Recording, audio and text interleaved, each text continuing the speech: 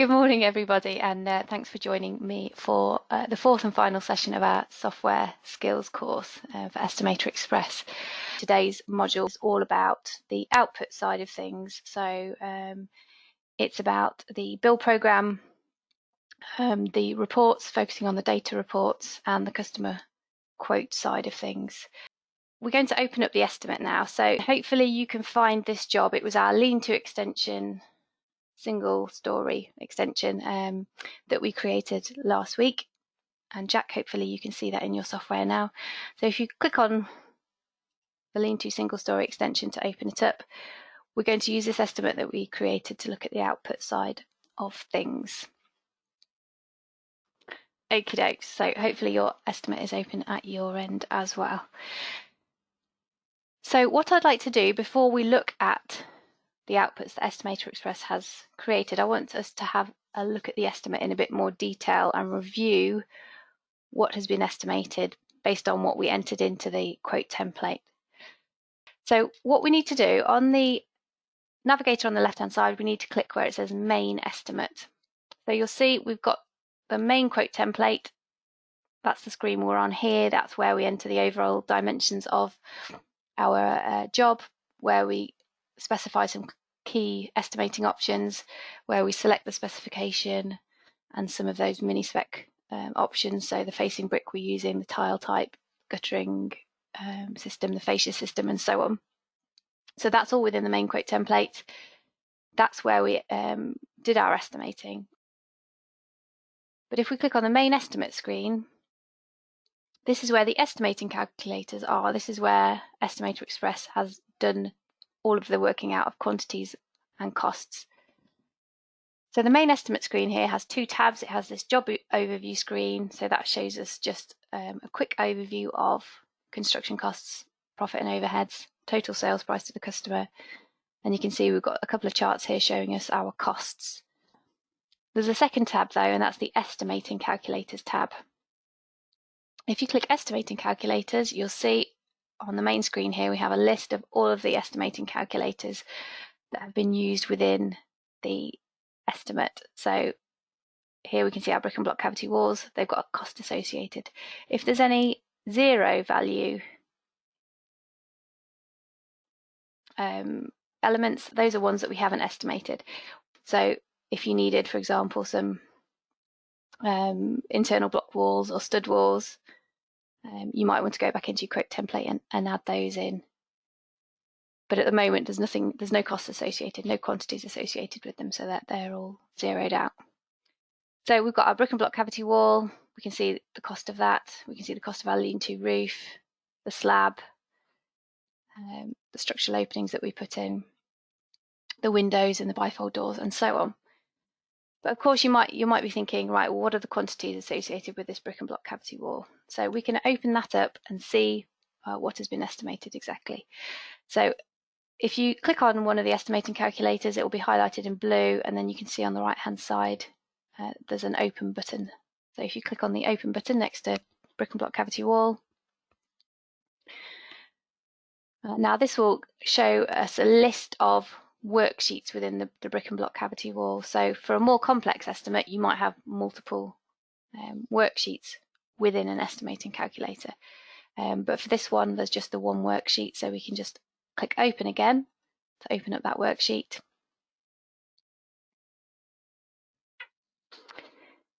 And this will take us to the dimensions for our brick and block cavity wall. So within an estimating calculator, we've got three tabs along the main screen here, and we're going to have a look at dimensions first, and then we'll have a look at the calculated resources. So within the dimension screen, you can see, as you'd expect, all of the dimensions for the walls. So all of the walls have been combined into one length. So you remember we had one wall that was 5 meters long and two that were 3 meters long. So you can see the total length of wall, the height of the wall. We can see the area of openings in the wall. So EstimatorXpress has worked out the total area of the bifold and the window and given us that total area of opening. And of course, it will net that area off the walls. So it will net that area off your bricks, your blocks, your sand, your cement, your brick ties, everything. If we scroll down a little bit, we can see the foundation dimensions, the footing dimensions, and the plastering and decoration details. Now, all of these we specified within the quote template. So what we're doing here is we're really just checking, we're having a look at what's been allowed for and what the dimensions are of our walls. If we scroll down a little bit further, we can see the area of gables as well. So the software's worked out the area of each of those triangles on each end of our lean-to extension. So, of course, we're just looking at the information within this estimating calculator. If you notice that there are any mistakes within the dimensions here, what you want to do is go back into the main quote template and make the changes there. If you make the changes within the main quote template, then you can ensure that consistency. If you start making changes within the estimating calculator, you could get a little bit out of sync. So you might end up with your walls being slightly longer than your roof, for example. So if you notice a mistake here, go back to the main quote template, tweak the dimensions in there. So that's the dimensions. If you want to have a closer look at the material, the labour, the plant, quantities and costs which have been estimated, we can click on the next tab, which is the Calculated Resources tab. So within the Calculated Resources tab, you can see it looks very similar to the specification, because that's what it is. It's the relevant lines from the specification have been selected within the brick and block cavity walls. So you can see we've got our concrete, trench blocks, blockwork, bricks below splash course bricks, bricks above DPC, and so on. We can see the cavity insulation. And if you just scroll down, I'm sure you can see for yourself everything which has been estimated. So we've got the sand and the cement.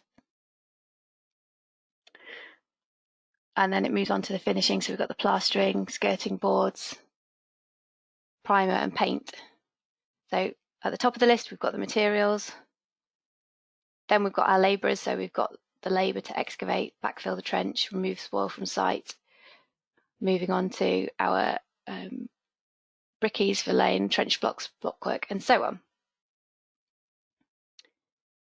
And it's ordered in a roughly kind of chronological order. So it goes from foundations to the laying of the brickwork to the finishing, as you'd expect, I hope. And then at the bottom we've got the plant required for our brick and block cavity wall. So we've got the mini digger and driver for the excavation of the trench.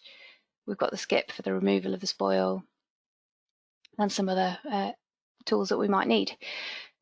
And then if you scroll back to the top, we just pick out the brickwork. So bricks above DPC, less openings. You'll see we've got our facing bricks here. Now, I'm sure you recall that we selected a 90p facing brick for this estimate, or you might have selected something different, that's fine, but whatever mini spec you selected for the brickwork, that's the one that's been used within the estimate. And if you cast your eye along to the right, you can see the costs for those bricks. So I've clicked on where it says bricks above DPC, less openings. That highlights the line in blue, makes it easier to track across. So then we can see the total quantities. So it's saying we've got 21.83 square meters. And then it gives us the costs plus wastage, and then the total cost includes wastage there. So this is where we can see the breakdown of quantities and costs. And of course, the same can be said for all the different resources, material, labour and plant. You can see what the software's estimated in terms of quantities and costs. If you want to make any changes to the specified resources, so if, for example, at this point you realise the cavity insulation wasn't the right type of insulation, the best place to change that is within the job specification. So when we created our job, EstimatorXpress made a copy of the library specification, and that copy resides within this estimate. So we can make changes to this estimate specification. It won't have any impact on our library specifications unless we choose to, unless we tell the software to do that. So the job specification is an entirely separate thing from the library spec because it's a copy. So if you want to make a change to the job specification, to do that, I'll just show you what you do. You would click where it says job settings on the Navigator, or click the arrow, and within there you can see we've got the specification, and it tells us that we're using the extension specification. Okay, so if you wanted to make a change to this cavity insulation, for example, the best place to do it is to go into the spec, find the line that deals with cavity insulation, and swap it from within there. Okay, so hopefully you're beginning to see how the estimating calculators have pulled together the dimensions that you entered into the quote template together with the estimating options. So whether you elected to plaster and decorate the different elements, the wall height that you typed in, and obviously the overall dimensions of the extension, and it's pulled all that information together along with the specification that you've chosen and the particular brick allowance that you've chosen, and it's worked out the quantities and costs based on all of those selections. Okay, so to navigate to a different estimating calculator, you can use the Navigator on the left. You'll see there's a list here of all of the estimating calculators within the estimate. So if we wanted to have a look at the lean-to roof, we're currently in the external walls here. A couple of lines down, you'll see our lean-to roof.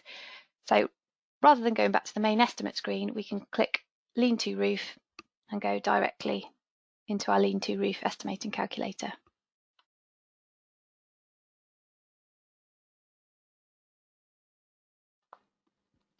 Okay, again, you'll see we've got one worksheet which deals with the roof to our ground floor lean-to extension. So if we click the open button to open that up, and you'll see this works in exactly the same way as the brick and block cavity wall. We've got the dimensions tab, and we've got the calculated resources tab as well. So we can review the dimensions for the lean-to roof. So you can scroll down, double check those dimensions and estimating options. Another way to view the data is to click the Dimensions Wizard button. So on the ribbon at the top of the screen, we've got the Dimensions Wizard, DIMS Wizard as it's abbreviated to. You can click there, and for most of us that's actually an easier way of reviewing the dimensions against the diagram, so we can check that the clear span of joist looks correct, the wall thickness is correct, soffit widths are correct, and so on. This is all greyed out because if you want to make a change, as I said before, you want to go back to the quote template and make your changes within there. But you can just have a quick review at a glance to see what the software's estimating, double check that it's correct. So it's going to be, for example, plastering and decorating the underside of the rafters because we were estimating a vaulted ceiling, but it's not plastering and decorating a flat ceiling, which we obviously don't need. Okay, so that's where you can review the dimensions. If we click Calculated Resources, you'll see that EstimatorXpress has calculated all of our timbers, the rafters, noggings, gable ladder rafters, wall plate. All of the fixings are accounted for here as well. So you can see we've got the roof structure fixings. So that's where the nails are estimated for all of the roof structure. Scrolling down again, just have a little look. So of course in the estimate we've got the fascias, barge boards and soffits that we specified. So I selected UPVC. I'm just scrolling to try and find them. I've gone past them. Yeah, so we've got the soffits here. So you can see we've got PVC board for our soffits. Eaves are a bit further up there. Eaves, fascia, barge board, and so on. So whatever we selected in the mini spec options has been specified within the roof. And then we've got our roof tiles, and you'll see that we've got this concrete interlocking, so like a modern pan tile has been selected, again as per the mini spec that we chose. Of course, the felt and the nails and the lath have also been estimated as well. So again, scrolling across to the right, we can see the area. So it's saying we've got 19.25 square meters of tiling, and then there's our wastage. So sorry, the costs plus the wastage. So it looks like we've got 5% wastage there. So then we've got our total costs, including that 5% wastage allowance that will take into account any breakages or cuts and so on. And then the other thing to point out, of course, we selected our guttering specification as well. So it looks like I selected the rectangular gutter and round downpipe, and all of the associated accessories have been specified according to those selections that we made when we were first beginning our estimate at the top of the quote template screen. So again, if you want to change any of these specified resources, or if you look at the quantities and you think, or the costs and you think something needs tweaking, so you need to tweak your usage factors, again, go to your job settings, to your specification, and either swap the resources if you need to, or tweak those usage factors if you think that needs to be done within your job specification. Okay, so we'll move on to the subject of today's session then, which is Module 4, which is all about the many tools available in EstimatorXpress to make use of the data that we've produced in our estimate. So the module will focus on the build program, the data reports, and the customer quote. So what we're going to do to start with is we're going to navigate to the build program. So at the moment, the main estimate is expanded, so we've got this long list of estimating calculators. We can close that down by clicking on the up arrow next to main estimate. That will minimize the list, and then you get a shorter navigator, so it's a bit easier to move between the different areas of the software. So hopefully you can see on the list there we've got build program. So if you click build program,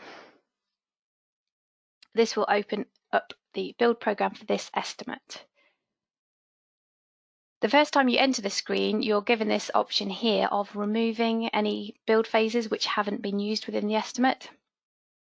So the build program is a template with all of the phases that you may be using within a job, but of course we might not have estimated for all of those different build phases.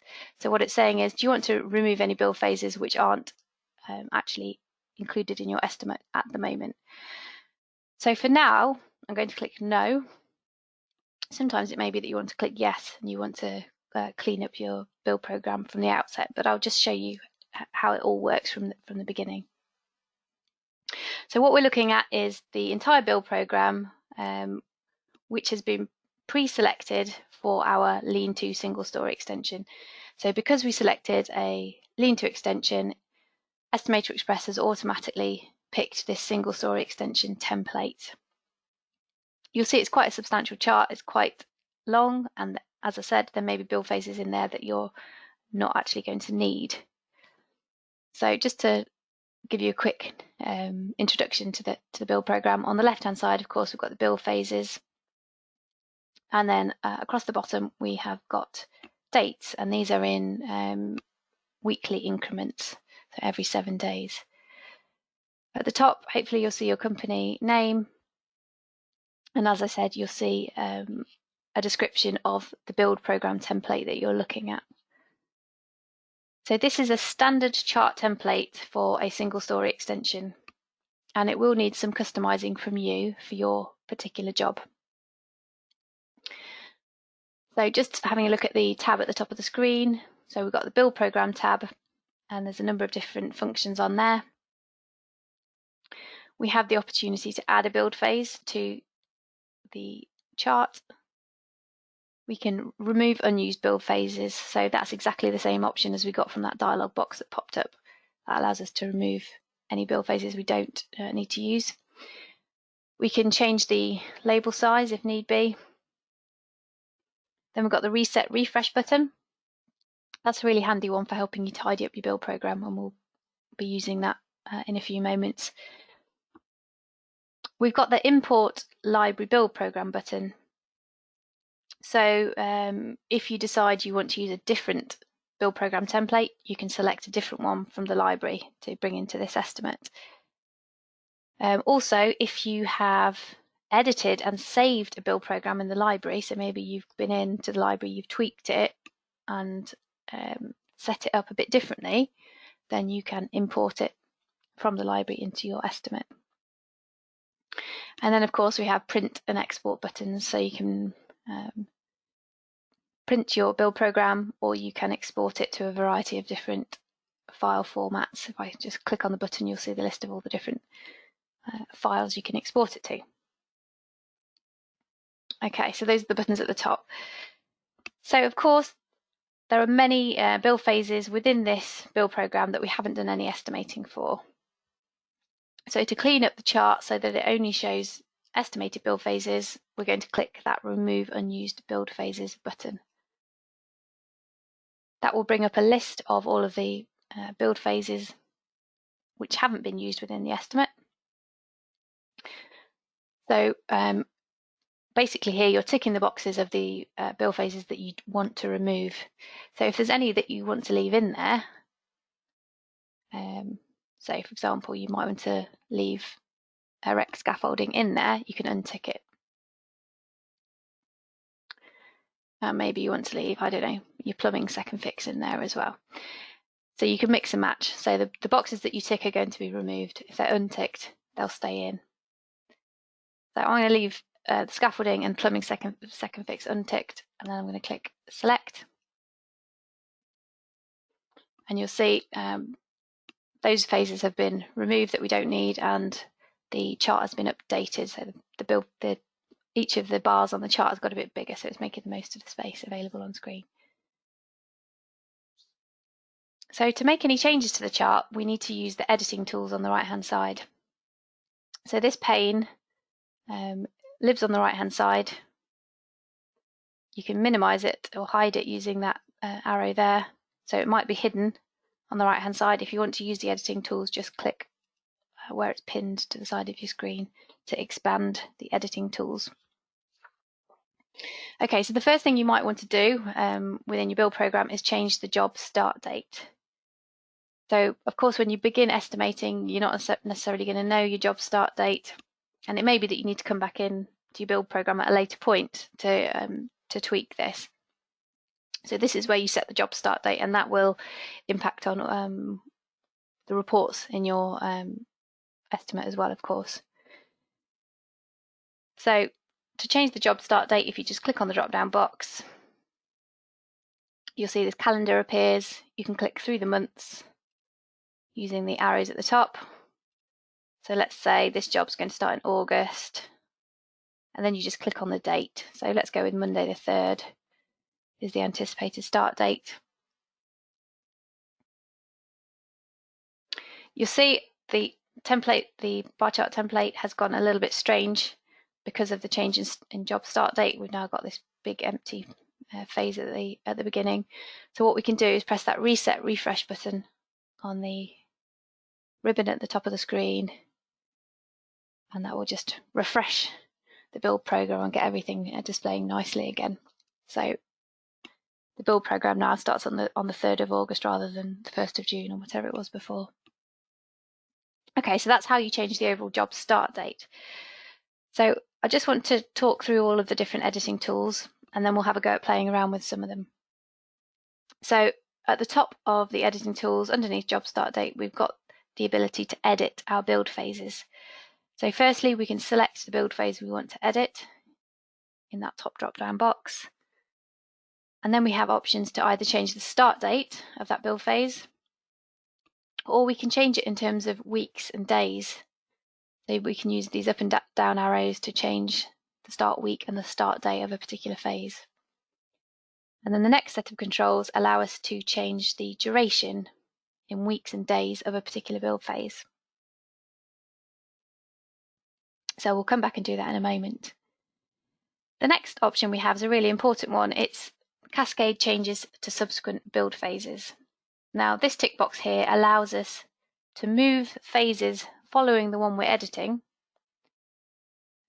so that if we lengthen a phase, all of the subsequent phases will be shunted along appropriately.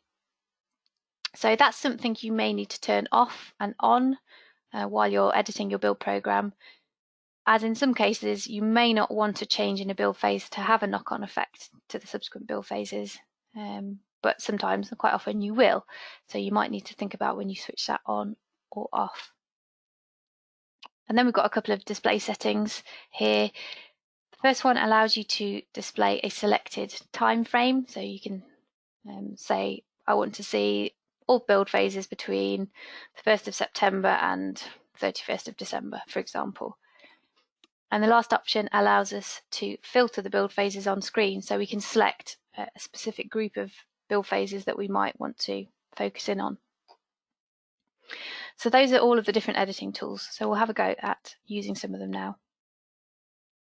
So of course, one thing you might want to do is change the start date of a build phase. So at the moment, I've got the design phase selected. The other way you can select a build phase is to click on it on the build program. So I can click on planning application here. I'll go back to design phase and you'll see it's automatically selected. So that's the other way to select a build phase. So what I'm going to do is I'm going to leave the start date of design phase set to 0. I'm actually subsequently going to hide these phases because perhaps you don't want to show design phase, planning application, building regulations on your build program. If you're using it with you guys on site, then it's possibly not relevant. So I'm going to show you how you can hide them shortly. So what I'm going to do is set the start date for the design phase, planning application and building regs to 0 to start on week 0. So design phase already has a start week of 0, start date of 0, so that's fine. Click on planning application or select it from the drop down box and then set the start week of that to 0. So click the down arrow.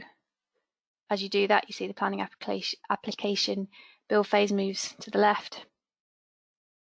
And I'm going to do the same for building regs. So select building regs either from the drop down box or by clicking on it on the build program. And I'm going to set the start week to 0 again. And then finally, I'm going to select commencement, which is the 4th bar down. Again, you can also select it from the drop down box. And I'm going to set the start week of commencement to 0.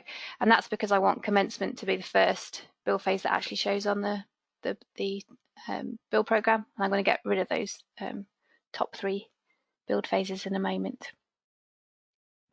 So you'll notice that because this Cascade changes to subsequent build phases option is ticked, as I've moved commencement, all of the following build phases have also been pulled forward in time, as you'd expect.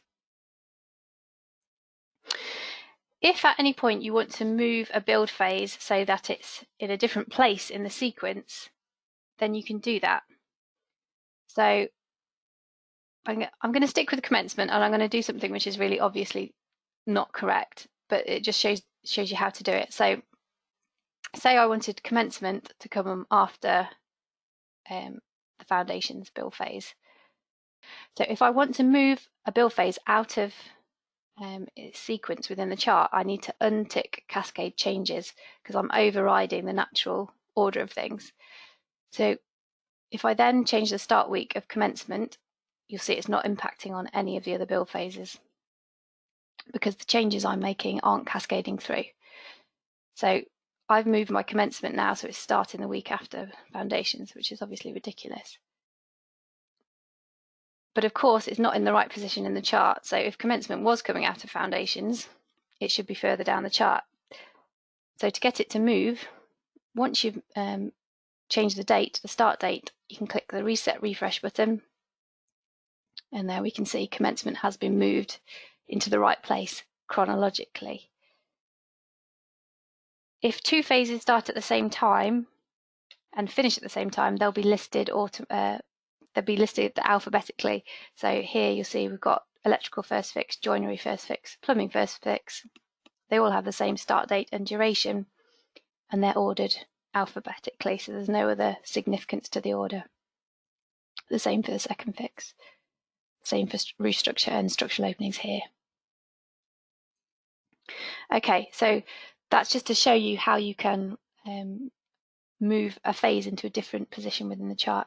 I'm now going to put the commencement back because, of course, we don't want it coming after those other phases. So I'm clicking on commencement, and I'm going to change the start week to 0, and then click the reset refresh button.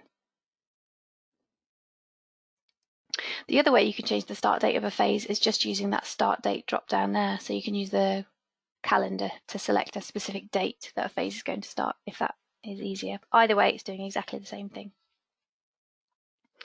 Okay, so of course, as well as changing the start date of a phase, you can change its duration. So you can make a build phase last longer, or you can make it shorter. Unless you want your build phases to overlap, tick the Cascade Changes button, tick box I should say. So for practice, we will alter the length of the masonry shell phase. So you'll see it's here highlighted in purple, masonry shell. You can click it on the build program or select it from the drop down box. So now we can use the duration tools to alter the duration. So at the moment it's lasting 2 weeks, but let's say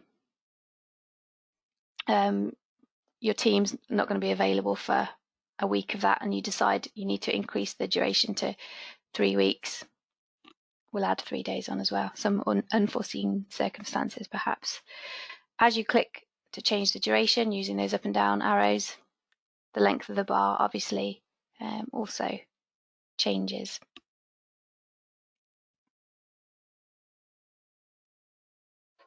So once you've done that, click the reset refresh button. So I said at the outset that I wanted to hide the design phase, building regs, planning application to use this build program on site. I don't want to show those. So we can use the view settings here and the option to display only specific build phases. So if you tick that box, and then you can click select build phases, you'll see a list of all of the build phases on your build program, and you can untick any that you don't want to show. So you may have other reasons for not showing a particular build phase. Untick those boxes, click select, and they're basically just hidden from screen. So of course they haven't gone altogether. You can bring them back by clicking select build phases again. You can show them again. But if for presentation purposes you want to hide a particular build phase, that's fine. Then you can print it, change it back. Just thinking probably shouldn't have this gap, should we, between commencement and foundations. So I've got Cascade Changes ticked. And then if I change the start date of the foundations phase to the 10th of August, I'm going to use the calendar this time to show you how to do that. Then it's pulled all of the subsequent phases back, which is what Cascade Changes should be doing. So just looking at some questions here. Is there a way to scale to a one page only when exporting to PDF, A4 or A3? Well, this is a good question. Let's have a look. So I'm going to use the export PDF. There's two ways of exporting to PDF, which you may be aware of already. You can export to a PDF, or you can print to PDF. So if you've got a PDF printer set up on your computer, then you can print to PDF as well. Here we go. It was just taking its time. So what I've done there is I've gone to the print option. It's showing me a print preview, and then I can go print And I've got a PDF printer set up on my computer. I'm sure you may well have one. Mine's Foxit. You might have Adobe or something else. So you can select your PDF printer,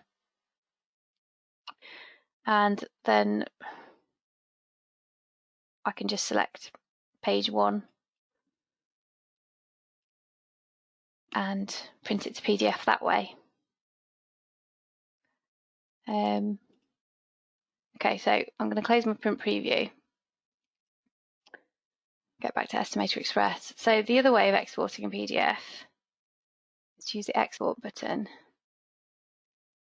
So it looks like when you do it using the export, you don't have as much control over the layout of your PDF. So if you can, use the print to PDF option, and then I think you can modify it in the print preview, and you can save it how you want it. So I think it gives you a bit more control to do it that way.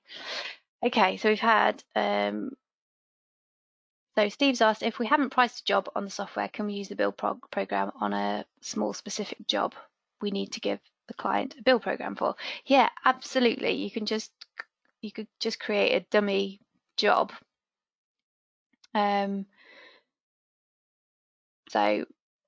I guess the easiest way to do it would be to create a job using a standard job template, choose the most appropriate job template type. Hopefully the build program template would be appropriate. If it's not, you can go to import library, select a different template.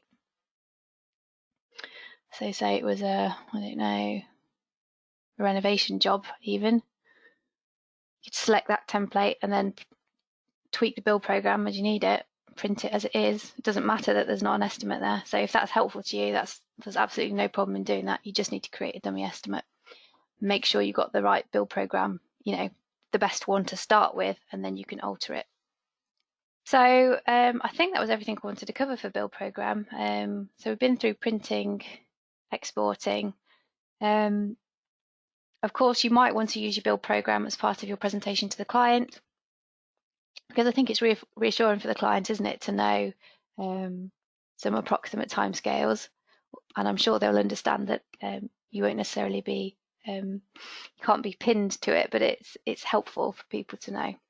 I think the more information they have at their hands, the more confident they feel. So I think it makes your business seem even more professional to supply it. And of course, you can use your build program to help with the management of your project.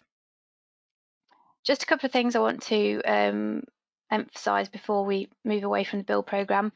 The first is that the build program is really important in that it controls all of the reports that make use of dates. So reports like your cash flow report, your profit forecast, any order schedules, they all make use of dates, and those dates come from the build program for each build phase. So the reports need your build program to be pretty accurate for the reports to be meaningful. And just to recap what I've touched on, the build program templates do not read the estimate data. They're templates, so they always start out the same. So every time you create an estimate for a lean-to extension and it picks a single story extension template, it will start the same. It requires you to do some editing, and there's a few reasons for that. It basically comes down to it needs some human judgment. The software's not going to be aware of any holidays, any planned breaks in construction, any changes you might have in available workforce.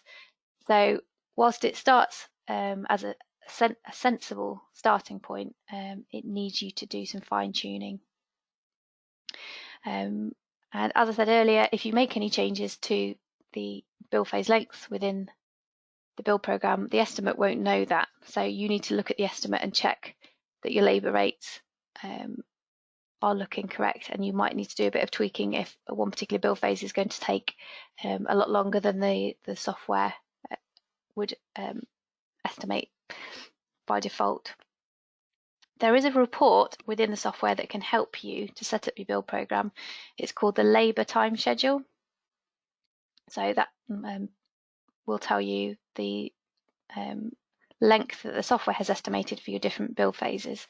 So you could look at that labour time schedule report and combine it with your knowledge of the job, any complexities or challenges with it, and it will help you come up with your realistic build schedule. So we've got another section on the Navigator called Outputs. If you click on the drop down arrow, you'll see within Outputs we have some various written documents, including your quote. We've also got a building regs notes function, stage payments and invoicing functions within there. And then a little bit further down, we've got data reports. So if you can click data reports.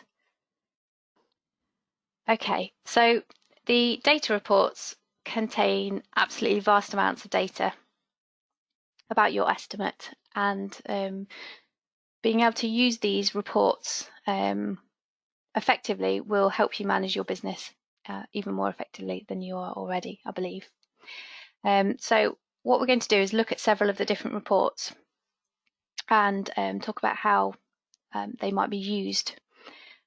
It would be really great if you have a bit of time on your own to go through all of the reports and get an understanding of the data that's available, and to see which reports would be useful to you and your business.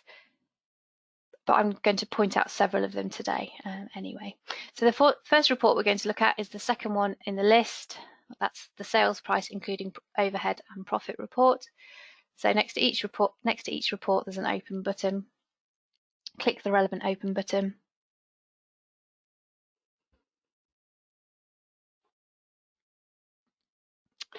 So before we actually go through the report, I'll just talk you through the different options that we have available when we're looking at any of the reports. So we have a copy button. So you can copy the current report, give it a new name, and then you can edit it if you want to. So you can create your own reports that way. You can delete the current report. So whichever report's open, you can delete it from your current job. It doesn't delete it from the system altogether, so you don't need to worry about that, but it will delete it from the job. We've got the auto fit button. That basically just expands the columns to fit the data that's available. So if I show you, if you can't quite read the complete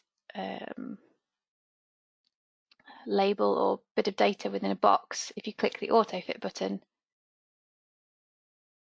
the column will automatically be extended to show all the data. We've got this field list button. This shows and hides the field list on the right hand side. I'm going to come back to the field list in a bit, because the field list allows you to customize the report, to add data fields to your report. So after I've shown you a few reports, I'm going to talk about how you can use it to edit them. So you can show or hide the field list using that button there. You're basically just clicking it on or off. We've got some options for whether we want to show column and row totals. Those options might be useful for particular reports that you're looking at. We won't worry too much about it now. We've got these filters here. So top one allows you to hide any items with a 0 quantity. So sometimes you might find you've got a 0 field in there. So you can, sorry, the top one's for quantities and the bottom one is for costs. So if you've got any 0 quantities or 0 costs, you can hide them from your report if it's not useful to have them in there. Then we have print and export buttons. They work in exactly the same way as they did in the build program. Got a variety of different file types that you can export to.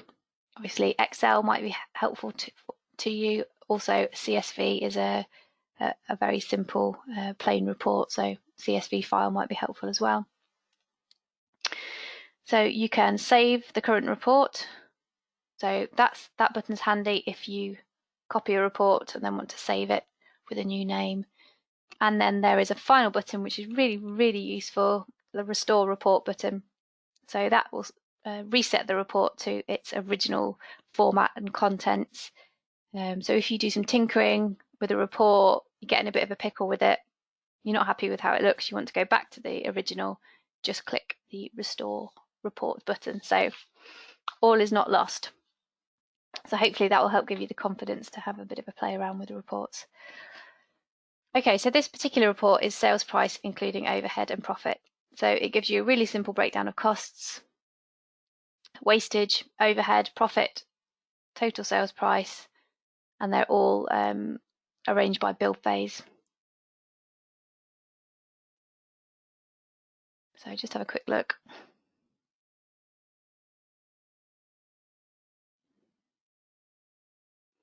Make sure it makes sense to you.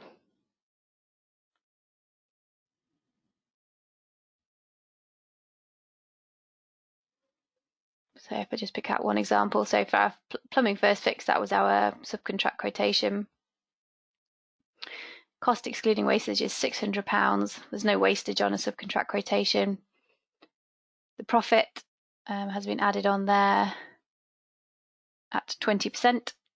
Overheads were 15%, weren't they? Just doing my math quickly, so you can see the total price there, including overhead and profit, and wastage is factored in where appropriate. Okay, so once you've had a look at that, you're happy with what it's doing there, we can move on to another report. We can do that using the Navigator. So you'll see on the Navigator on the left, you can see the complete list of data reports. So we can navigate between them without going back to the main data report screen if we wish, just by clicking on a different report. So let's have a look at the report that's 2 rows down, plastering costs. So you'll see we've got several trade specific cost reports. So you can use whichever ones are relevant. They're all laid out exactly the same, they just focus on different trades. So we've got one for bricklayers, roof tilers, ground workers, joiners, and so on. So if you open up plastering costs, you'll see that it shows us the plastering build phase. You might need to scroll down to see all of the data. And it shows us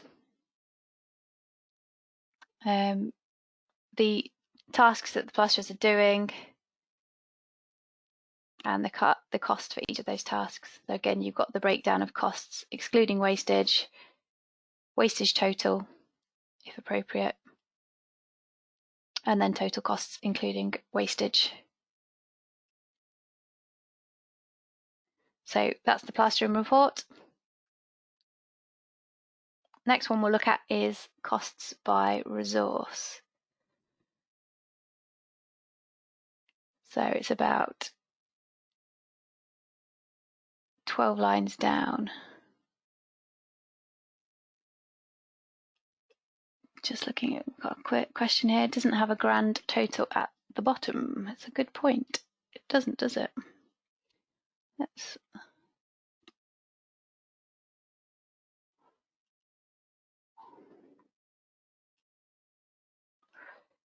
because it was switched off for some reason. So make sure show row totals is ticked, and then you should see the totals for each of those columns there. So total cost of resources excluding wastage, total cost plus total wastage cost, and then the total cost including wastage. So yeah, I would leave all of those boxes ticked by default. So where it says show column grand totals, show row grand totals, and so on, tick all of those. In certain reports, it can make it look a little bit messy because you end up with loads of extra rows, but in this one, obviously, it's quite handy to have. Okie dokes. So I was moving on to costs by resource. So it's about 12 lines down, so costs by resource.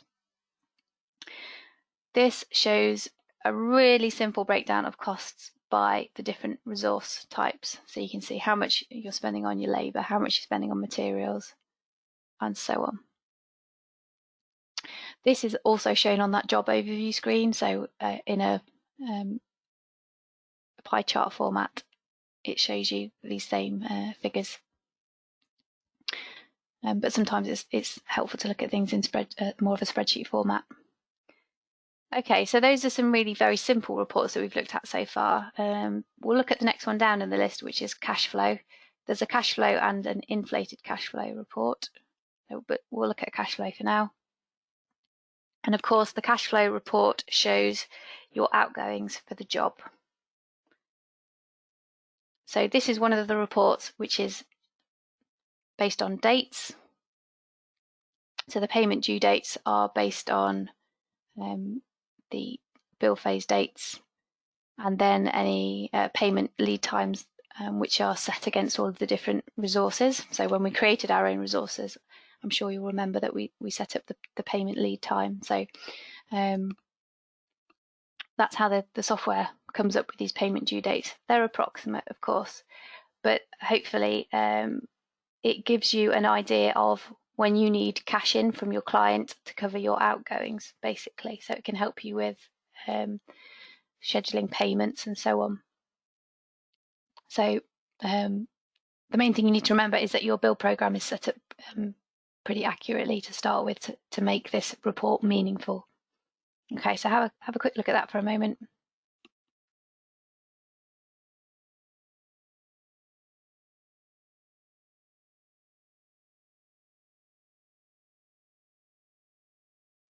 Okay, another important date-based report is the profit forecast, which is 2 rows down on the Navigator. Profit forecast, as you'd expect, shows you the profit that you'll be earning at various dates throughout the job, and then it gives you the cumulative profit in the right-hand column there. This report uses the profit figures set within the job settings. So when you create your estimate, EstimatorXpress copies your profit markup from your default settings within the library. But if you want to tweak the profit for this particular estimate, if you scroll down into your job settings, there's a section called Overhead Profit and Inflation. You can click on there and you can tweak your profit margins for this particular job. So it may be that you want to increase them slightly, or it may be that you've offered a slight discount and you want to reduce your profit slightly. Of course, you can do that as dictated by the needs of your company at any particular time. So the profit margins can be specific to every single job. So if you make changes to the profit and then come back into this profit forecast report, it will be updated accordingly. Okay, so yeah, before you use your profit forecast report, make sure your profit margins are set accurately. For those of you who are considering the Enterprise edition of EstimatorXpress, there's a really useful function of Enterprise edition, which is called grouped jobs. So you can group together multiple estimates and look at the data for that group of estimates. So that can be applied to many different applications, really. So you can group your jobs together. So if you were doing a small development and you had 3 houses and 3 garages that you wanted to group together, so you could look at the overall project costs and do a project level bill program, you can do that with the grouped jobs. Another application of it is that you could group together all of your jobs that you have coming up over the next 6 months or 12 months, and you can then look at the data reports for that group of jobs. You can create a combined profit forecast for all of your jobs and use that to create a 6-month profit forecast for your company or a 12-month profit forecast for your company. So if you're considering or if you have already signed up to Enterprise Edition, then that's one of the really useful features of it, I think, is that you can use it for management of your business and projecting profits over the next year or whatever's useful to you. Okay, so that's profit forecast. We also have the labour time schedule report. Now, this is the one which we can use to help set up the build programme. So 3 rows down, we've got labour time schedule. So labour time schedule shows you the times we have calculated for the various build phases. So use this information to help set up your build programme if you think it's useful. All of the times here are listed in hours, so you would need to divide by 8 to get these figures into days. So for example, we've got 15 hours for your brickie and his mate to form the structural opening. So we could say that's about 2 days for that particular job, and so on. So hopefully that can help inform your build program. Remember, the data we're looking at here is for a slightly incomplete estimate, so there may be things that look slightly not figures that aren't quite big enough, and that's probably why. Okay, so a couple of other reports to use. We've got the plant used report. So a couple of rows down again. Plant used simply lists your plant, tool, equipment requirements by build phase. So that can help you with making sure you got the right plant on site at the right time. Okay, and there's a couple of reports I would like to finish off looking at. The next one is Quotation Inquiry, so it's right near the bottom of the list of data reports. Quotation Inquiry. This can be really useful for exporting and sending to your merchant. So if you want to get some prices from your merchant. So I'm going to show you how you can filter a report to display slightly different data. So let's say we want to create a quotation inquiry for our heavy side aggregate merchant. So you'll see each of the columns of data has a heading at the top, or a field heading.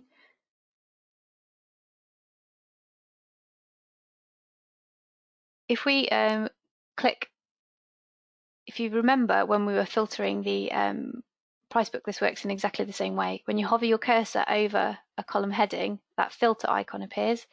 If you click on the filter icon, you'll see a list of all the different resource types which are within the report at the moment. So if we want to put together an inquiry for heavy side materials, then we could tick aggregates, blocks, let's say concrete products, just as an example. There may be more. Click elsewhere on screen to get rid of that filter tool there. And then you'll see a shorter list of aggregate stroke heavy side materials. It also has the quantities. It may be that you're happy to export it and send it as it is. It may be that you want to tweak the report a little bit. So you could export it as an Excel file. So click export, then select Excel workbook, export it into Excel. You can delete any columns you don't want to show. You could add another column in if needed, and then you could then email it to your merchant requesting them to put together a quote for those particular resources for you. So that's how you can use the quotation inquiry report, and as I've shown you there, you can filter it. You could do the same thing to filter timber products and send off an inquiry to your timber merchant. So the last report then I want to show you is the materials used report. So it's actually above the one we've just looked at. Materials used.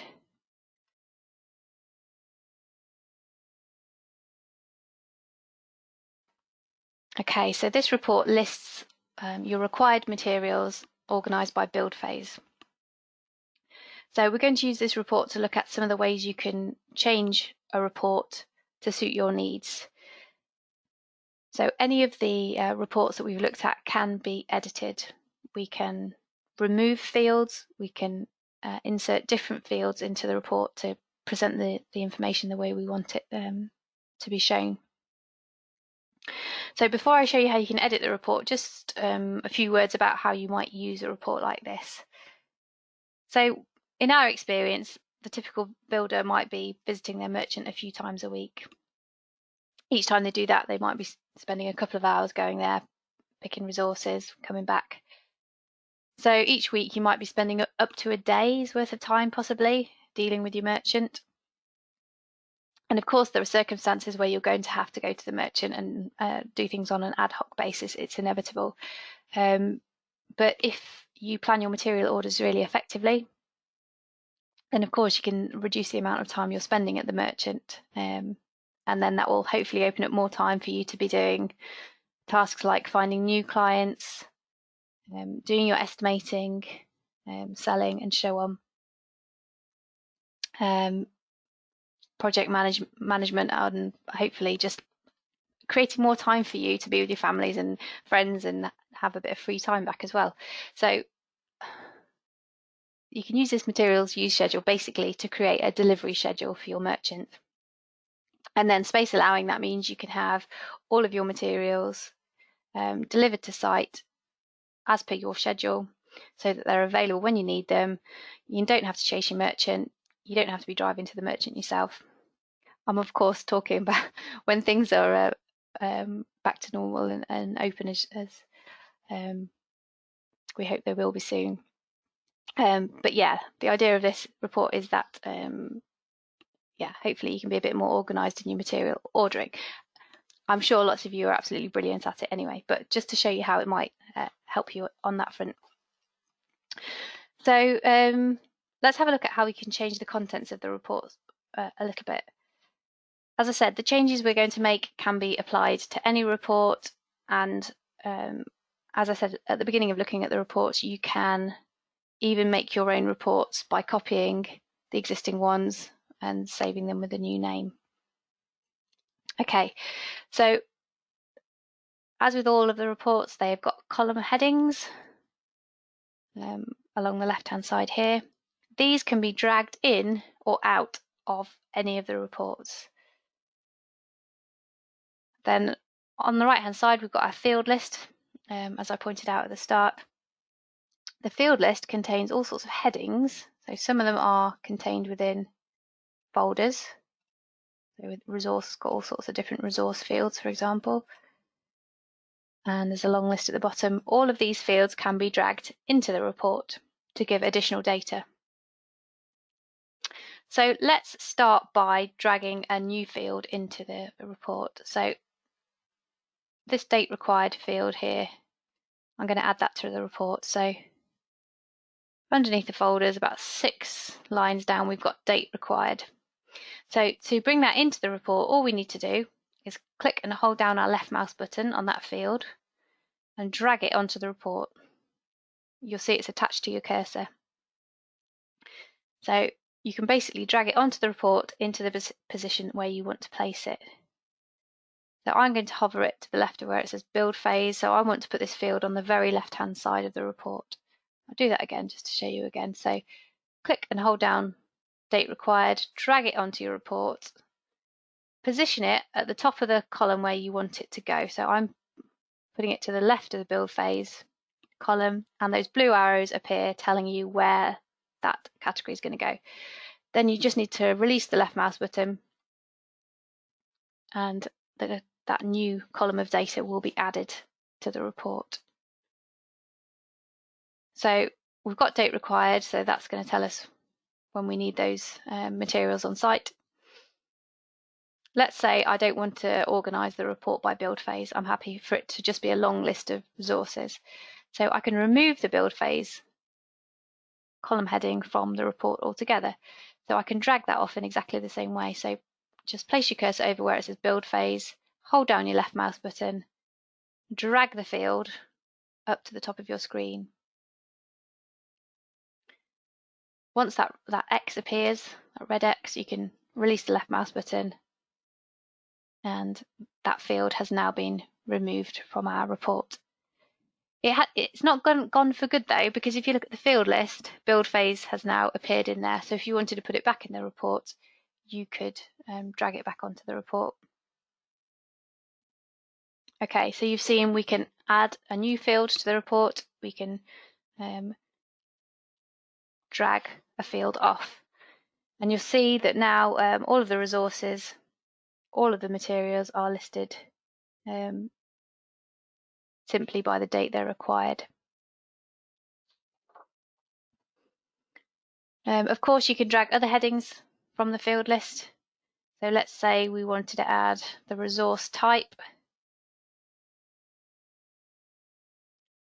field. I think it's probably within the resource folder. Let's have a look. Yes. So if you click on the arrow next to the resource folder, scroll down, they're obviously ordered alphabetically. You'll find resource type. So I'm going to replace resource type to the left of description. So I'm dragging it onto my report to the left of resource description. Release the left mouse button when you're happy with it. So now the resources are ordered firstly by date required, but then they're separated into resource type. It might be that you decide you want to put it in a slightly different place. You can just click and drag it into a different position. Probably not so useful in that position. So I'm going to drag it back. Okay, so hopefully you're seeing how you can manipulate the reports to show firstly the information that you want to show, and secondly in the way that you want to show it, so organizing it as you want. Okay. So just looking at a couple of questions we've got here.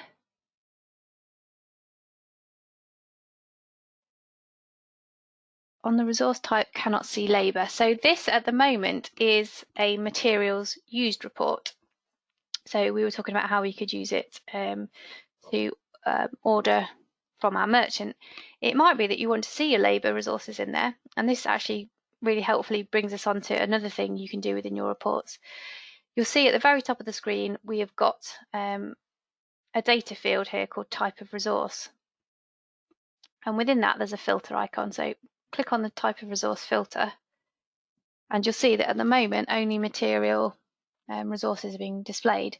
But if you wanted to show labour as well, of course the name of the report is slightly wrong then, so you might want to copy it and rename it, but in theory there's no limit to how you can edit these reports really. So we're showing labour and material, and now we can see within each of the different resource types it's showing us the labourers as well as the materials. So you could, if you wanted a report showing that, that would be absolutely fine. If you want to go back to just showing materials, click on that type of resource filter, untick labour, and click elsewhere. So we're just showing materials again. So you can, using the type of resource, you can filter the data set that you're looking at within the report. Lucian's also said profit markup shows percentage. Can we have a pound value too? Good question.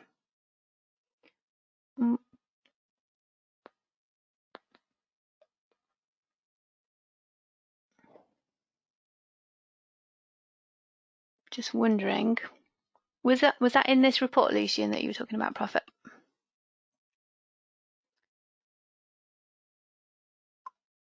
Oh, are you just talking about the field?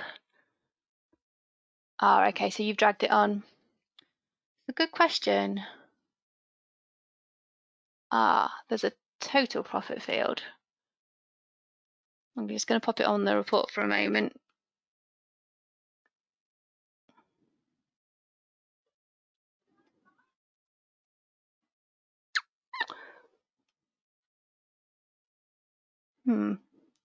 Just wondering what that is showing.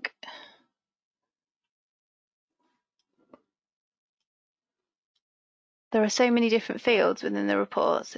Sometimes it's just a case of having a play around. So yeah, profit markup is showing that I've got a 20% profit markup, or it might be 0.15 on yours if you've got the defaults in there.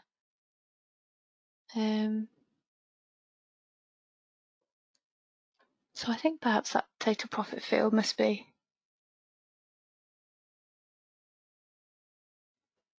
showing the amount in pounds. So yeah, for your facing bricks it's £247, which sounds about right, doesn't it? If you're Total cost about 1,200 quid. So yeah, I think if you want to show profit amount, select that total profit field.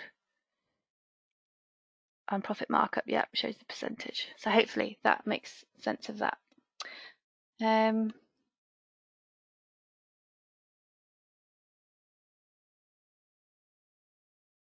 Okay, just looking at another question. Guys, I'm conscious that we've only got 20 minutes or so left, so I'm going to move on to the quote side of things in a minute, because I obviously don't want you to miss out on that.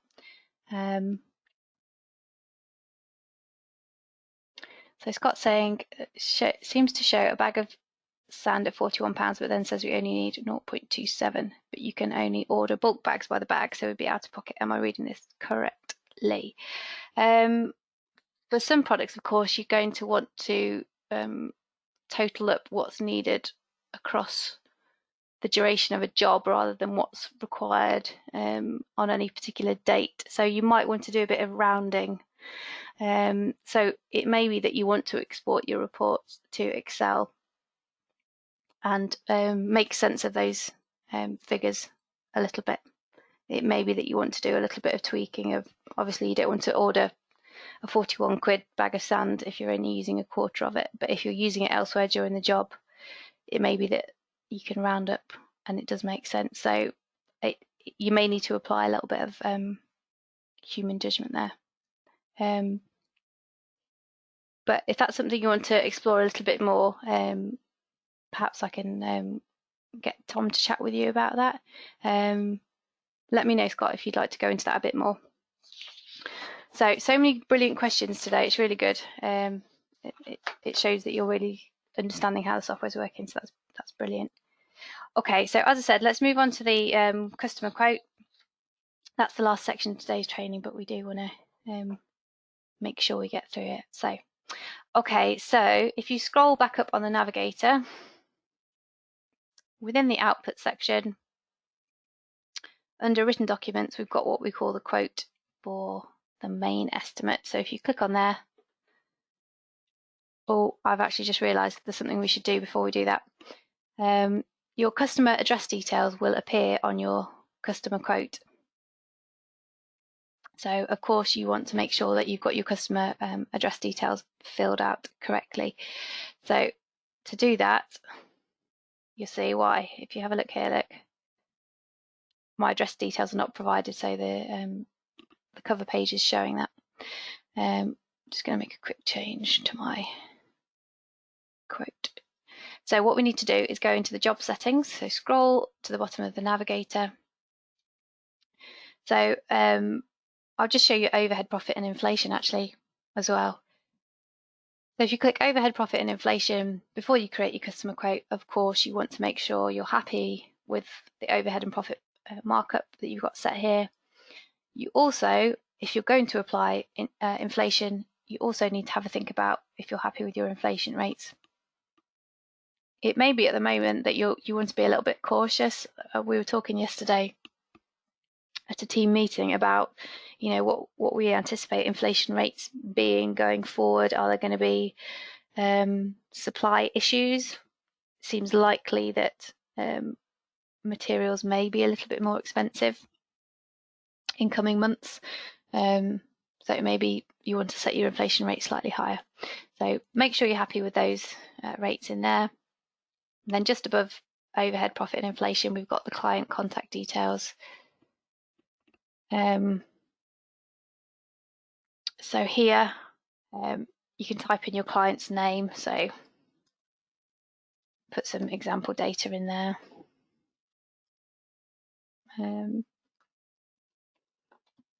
Just type something in, it doesn't matter what it is.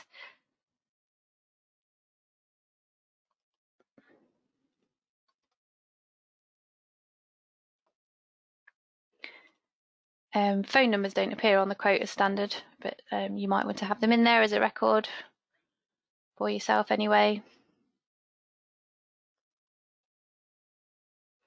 Now, if you're doing an extension or renovation work where the client's address details are the same as the site address details, then tick this box under site details, and that will copy your address details across, so you don't have to duplicate that.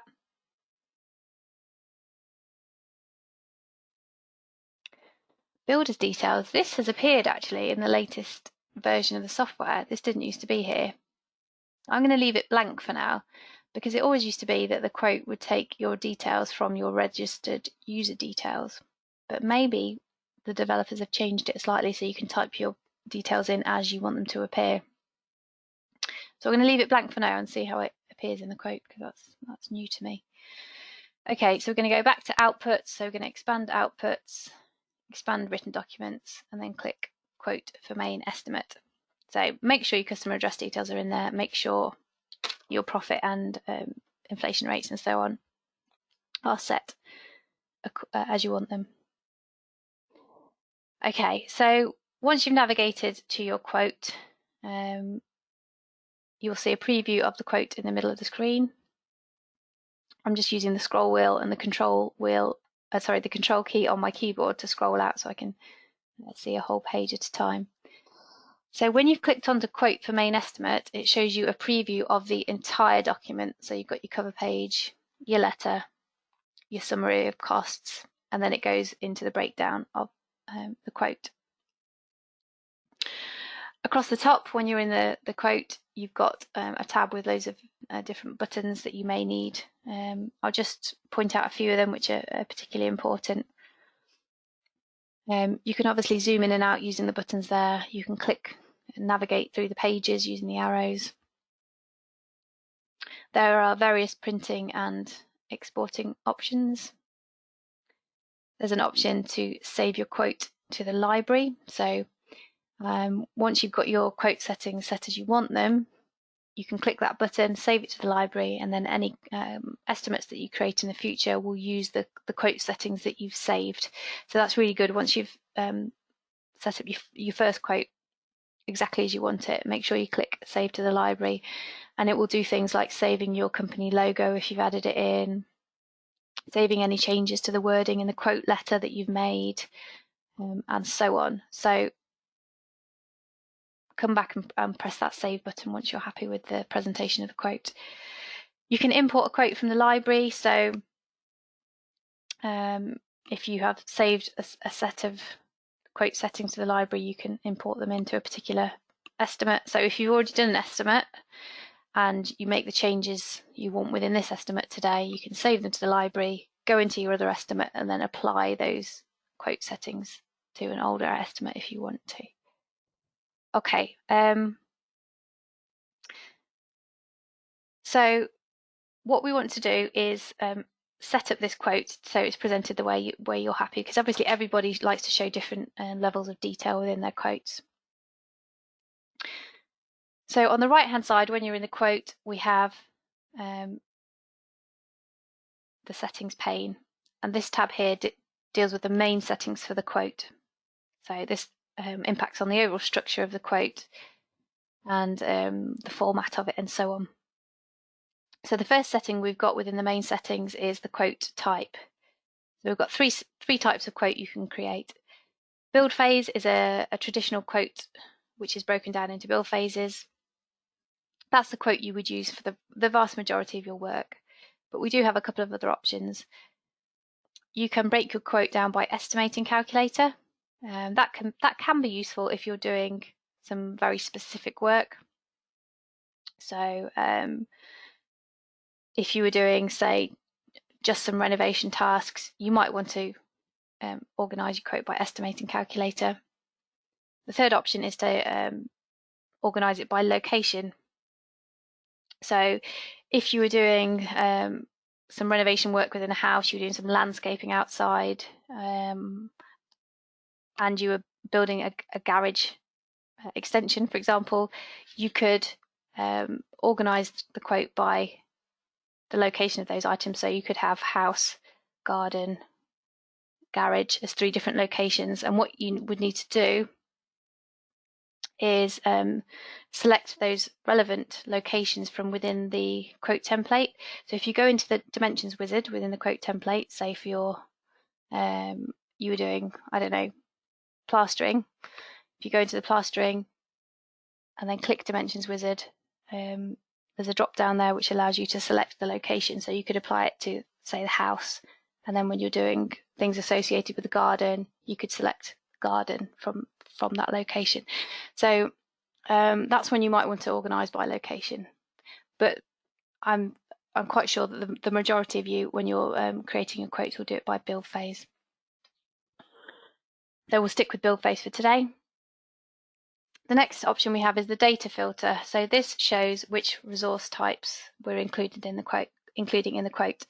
So by default, they're all in there as you'd expect. The one case where you might want to change that is if you're doing a labour only quote. So you could untick everything and just select labour. So if you want a labour only quote, that's how to do it. For now, we will leave all the resource types selected. So then we have the contents. So you can choose whether you want a cover page, whether you want an intro letter. If there's any assumptions and omissions in your estimate, you can choose whether to include those, and so on. So if you want to remove any of those sections, just untick the relevant box. And then we move on to inflation. So within our job settings, we have checked we're happy with the inflation rates. So this is the place where you can decide whether you are applying inflation to this particular estimate or not. So tick the box if you want inflation included. Of course, that's particularly useful when you're estimating for jobs in the future or on very long jobs. So if it's work that you're going to be doing 6-9 months down the line, then you're more likely to want to factor in the inflation. Of course, if you tick to include inflation, it will increase your price to the customer because it's obviously accurately reflecting how the prices of materials and skilled labour increase over time, which is a fact, isn't it? If you do choose to include inflation, then of course you can be really open with that to the customer, and you can explain. It demonstrates how accurate your quote is. You can explain that competing quotes may not have factored inflation in, and although they seem cheaper, they might not actually be cheaper in the long run. So we would recommend that you factor inflation in. But if for some reason you don't want it included, then of course just untick that box there. Next we have the V80 options. That can be a percentage amount, a fixed amount, or what we call input only for non-VAT registered businesses. So by default, it is set to add 20% VAT onto your quote, but this figure can be changed to a different percentage. So if you're doing work with a different classification of VAT, so if it's a 5% VAT classification, then you can change that, just type 5% into the percentage box. If VAT rates change suddenly, if they get lowered in the next few weeks or something to 15%, you could just type in the amount as appropriate there. So the third option was the input only option. So that's for companies who are not VAT registered. So if you select that option, you will still add VAT onto the resources you pay for, so materials and any VAT registered subcontract companies you're using, as set out in the price book. But with the input only option for VAT, EstimatorXpress won't apply VAT to the quote as a whole. And that's because if you're a non-VAT registered company, the VAT becomes an actual cost to your business, so you can't pass that on basically to your client. It's non-reclaimable. So if you're not VAT registered, select input only. In most other cases, you'd want to select 20% of VAT. Okay, after that we've got some just font styles. So if you want to change the font, if you've got a particular font your company uses, or you want to change the size of any of the font throughout the document, you can use those settings there. But I'm sure you can work those out, very similar to typical Word settings. Okay, so if you want to focus in on one of the particular sections of the quote, on the Navigator on the left you'll see a breakdown of the different sections of the quote. So if we quickly click on header and footer,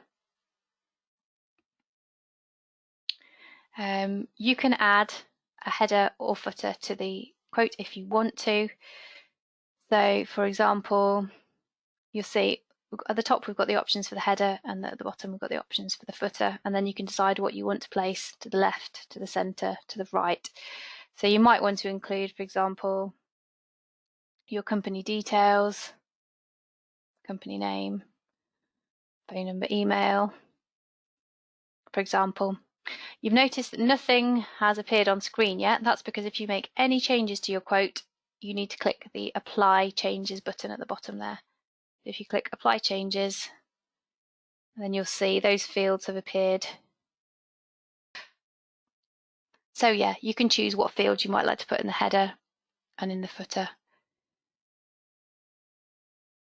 I'm going to put, yeah, maybe I'll put the date created on the right hand side. Whatever makes sense to you is absolutely fine. Again, you probably have standard ways of doing this anyway that you might just want to replicate within EstimatorXpress.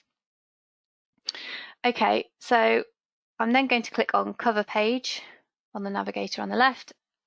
So for each section that we click on and look at, on the right hand side we have some settings which just deal with that particular section. So these are the cover page settings.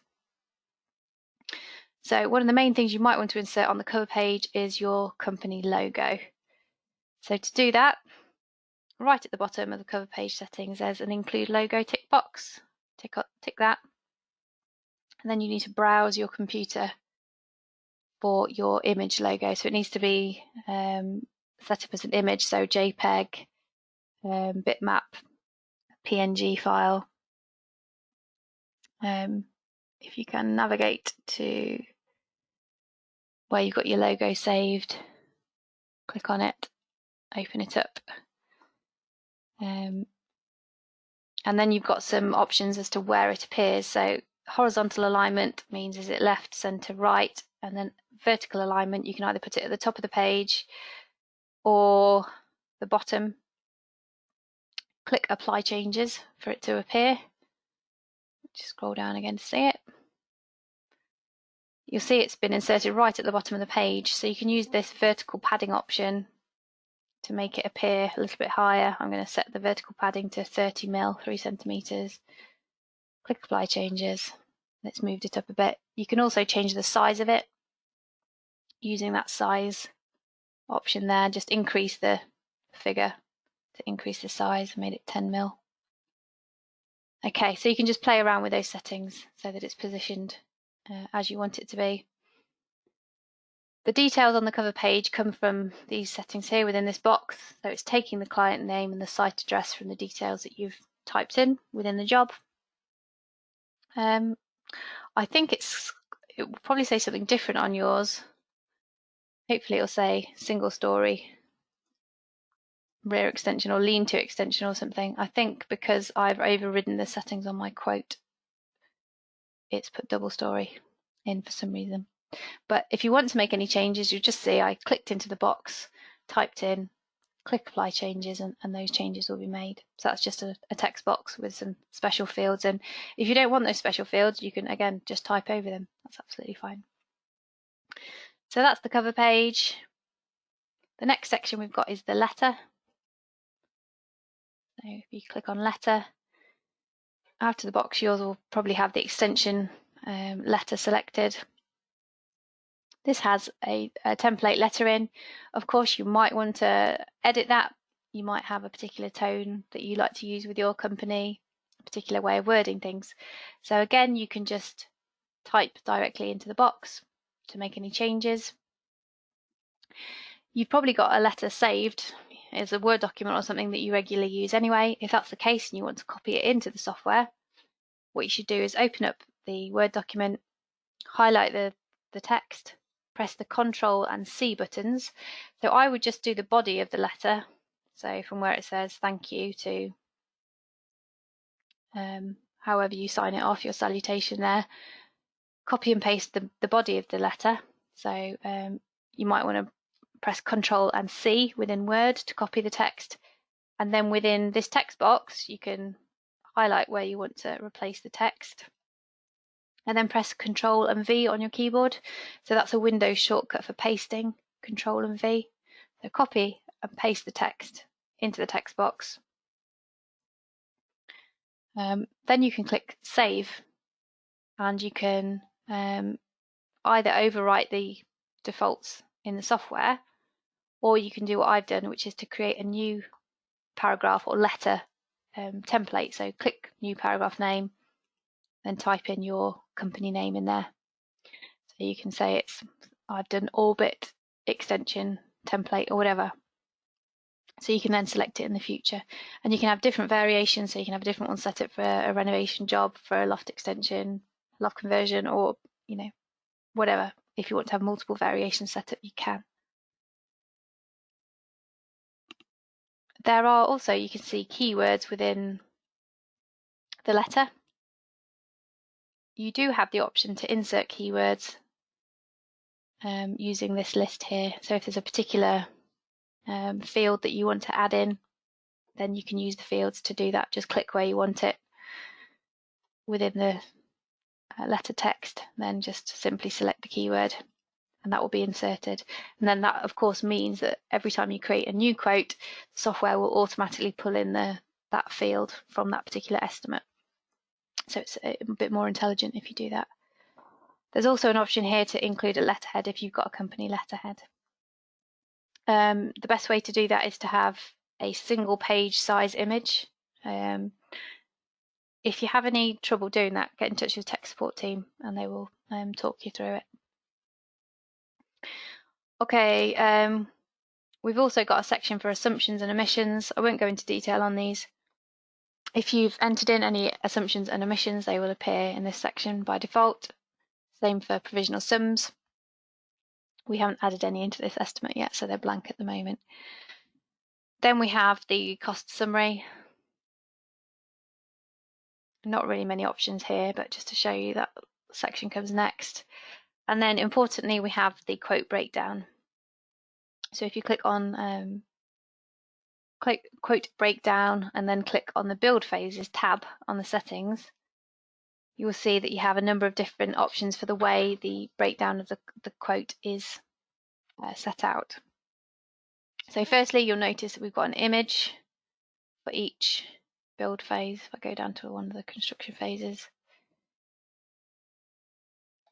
we have these build phase images. We suggest that you leave them in if you've got a domestic client. Of course, it helps them understand what each section of the quote relates to, but it also helps them create a bit of an emotional bond. Probably sounds a bit highbrow, but it's the same reason a car salesman will get you sitting in a car as soon as you get in the showroom. It creates that excitement about what's going to happen. So those pictures can help them visualize the components of the build and help them imagine it happening. So it's a subtle part of the sales process. So possibly a good idea to leave them in for domestic clients. If it's a business client, then of course they're going to be 100% focused on the data, so you might want to switch them off. It might not be appropriate. So if you want to switch them off, there is a setting here to show image or not show the image if you untick it. So there we can see you might need to click back to build phases again once you've done that. So you can choose whether to show the image or not. You can choose whether to show a description for the build phase. So each build phase has a short explanation. So there we can see for foundations, it explains that in this phase you will excavate for foundations using plant and cast foundations. And there's a bit of a caveat there about whether you need to make a change to foundation depth and so on. So you can decide whether or not you want those descriptions in there. There's an option as to whether you want to show the total build phase cost. So for each build phase, the build phase cost is shown there. You can decide whether you want to show it in this part of the quote or not. Switch it off if you don't want it.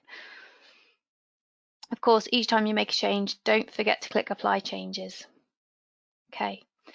There's an option here I skipped over, whether you want to start each build phase on a new page. So that can keep it looking quite neat so that your build phases aren't being split over multiple pages where possible.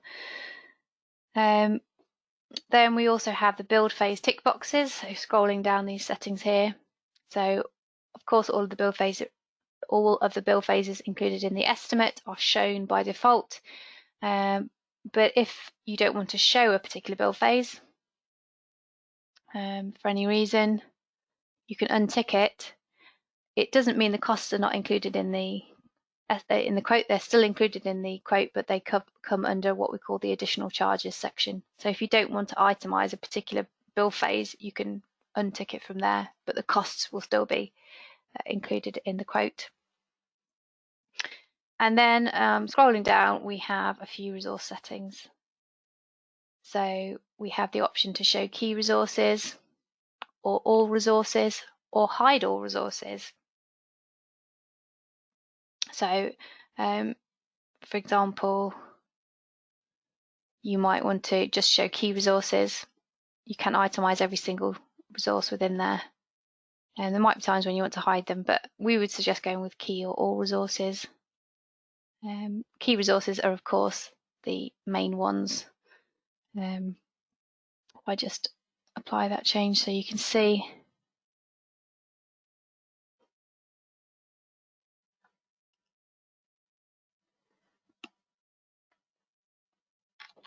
Scroll down to a different section. So within our masonry shell, we've of course got bricks, blocks, insulation. It does have the sand and cement, brick ties and so on. Just to see what all resources shows.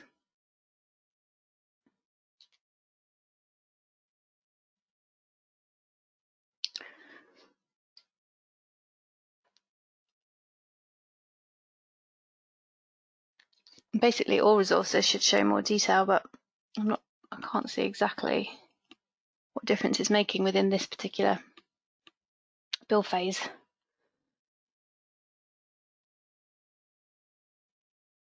I need to compare them side by side so I can see.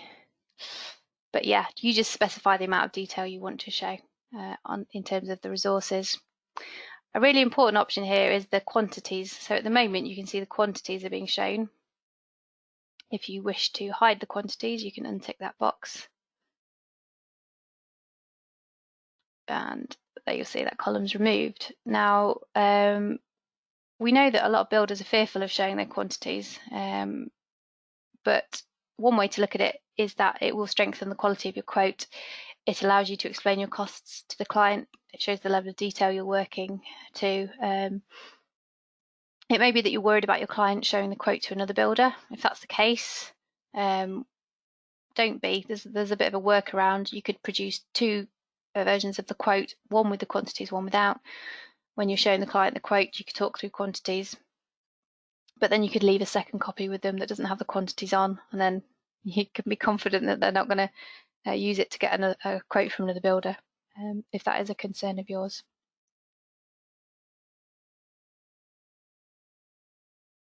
Friendly names are shorter versions of the product names. It removes the brand names and so on, so it makes it a bit more a bit easier for the layman to read, basically. I think the only other thing here we've got is subtotals, so you can decide whether you want to show the subtotals for materials within each build phase. I'll just show you what that looks like. So as well as the subtotal for the entire masonry shell, you can also see show a breakdown for the materials for that particular build phase, and then if you wanted, you could show the breakdown for the labour as well.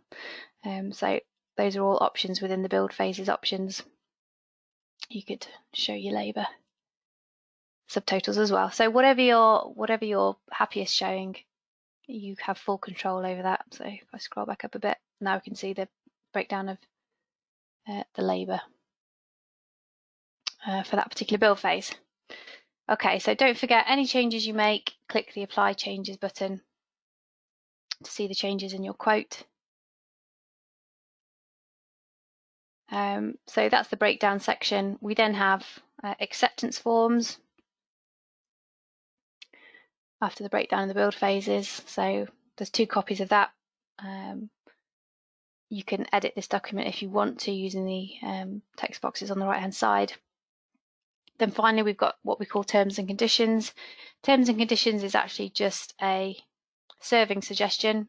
You'll see you can type in whatever heading you want to there, and you can copy in some text. So if there's an extra document you want to add to the end, you can copy it in there.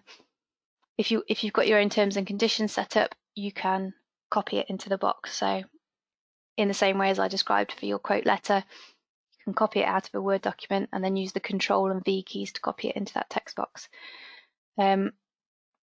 Precaution is, if you don't copy your own terms and conditions in there and you print the document as it is, you will get that page appearing with it saying please copy and paste your terms and conditions. If you don't want to show that section, we can go back to the main settings of the quote and we can untick where it says show terms, and then this section of the quote will be removed altogether, so you won't get that dodgy page saying copy in your terms. So either make sure you set up your terms or switch off that section, basically. Okay, so once you're happy with your quote, of course, you can export it as a Word document, save it to Word, sorry. You can save it as a PDF, and of course you can print it as well. And then it's over to you to get it into the customer's hands. There is a really detailed video on the customer quote on the help website. So if I just show you where it is. So remember, if you want some video help, go to the help tab, click the help videos button. Okay, so let me just get these quiz questions up if I can.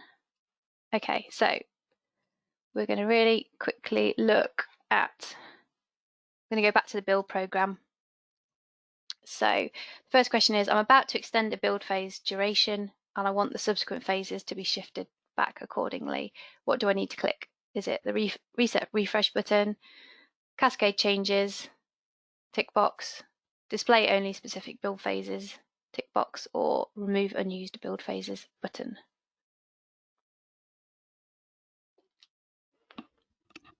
Which button do you click if you want to change the duration of a build phase and you want the subsequent build phases to be shunted along? Okay, so those of you who have answered, you've answered correctly. That's right. Cascade changes, tick box. Okay, so that's right. You've all answered correctly to that one. So next one. So this is moving on to reports. So how do I remove a column from a report? Do I click the delete button on the ribbon? Do I drag the column off the report to the top of the screen, or do I click the restore report button? How do I remove a column? Okie dokes. So in terms of removing a particular field, a particular column from the report, you can just click on the column heading and drag it off to the top. So the middle option is correct, and you all got that one right too, so brilliant. Okay, 2 questions left. So the next one, we're moving on to the quote because we've covered a lot today, haven't we? So how can I edit the text in the quote letter? Can I copy and paste the text into the box using Control-C and Control-V? Can I type directly into the box? Can I add keywords from the software using the drop-down option, or all of the above? Okay, you're on it today. That's right, all of the above apply. So whichever suits your purposes, you can Control and C, Control and V to text something in from another document. You can type in directly. You can add keywords if it's useful to you. So yeah, all of those ways you can edit. The same applies to the other sections of the quote as well. Anywhere where there's a text box, you can do those things. Okay, last question then. All about inflation on the quote. So how is inflation applied? It's always applied at a fixed rate of 5%. It's never applied, or it can be applied at the rate set in the job settings. Okay, so the correct answer to this one is the third option. So There's a tick box option to apply inflation or not within the quote settings, so within the main settings on the quote. And if you choose to apply inflation, it will be applied at the rate that you have set within your job settings, and it will kick in after the period of time that you've set out in your job settings as well. So if you set it to apply after 12 weeks, then after nearly 3 months, that's when the inflation will start being applied incrementally. So you're fully in control of that, so you can apply it as you wish. Okay, so that is the last question. All right, guys, so thank you so much for your time. Take care of yourselves. Keep plugging away with the software. Get in touch with tech support if you need going forward. That's no trouble. All right, guys, have a good day. Take care, and hopefully speak to you at some point in the future. Thank you very much.